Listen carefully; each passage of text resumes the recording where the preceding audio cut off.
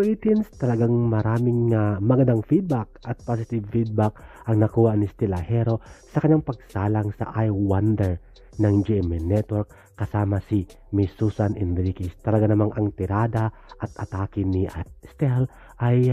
masaya ang naidulot at happy vibes ang kanyang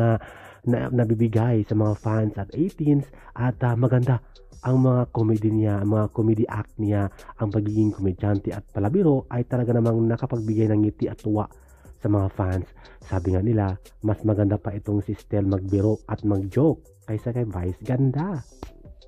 Sana daw ay mag-mainstay na itong si Stell Ahero sa GMA Network at kontratahin na ng 2 taon o 3 taon para magkaroon ng comedy act at show sa GMA Network kung saan nakakapagbigay siya ng tuwa, ngiti at saya at happy vibe sa mga fans lalo na sa mga OFW. May talent ito si Stell at very talented hindi lang sa pagsayaw, pagkanta, pagperform at pagkaroon ng concert all over the world at sa Pilipinas kundi may talento din sa pagpapasaya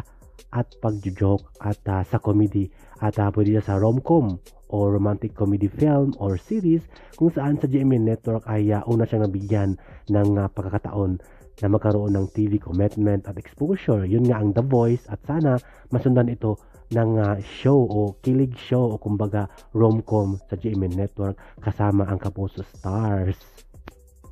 Yun nga habang napapanood si Justin sa senior high, itong si Stell ay umarangkada na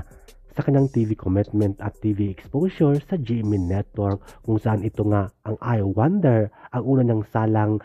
maliban doon sa The Voice. Kaya naman, congratulations Stell at keep up the good work at looking forward sa more shows at more guestings.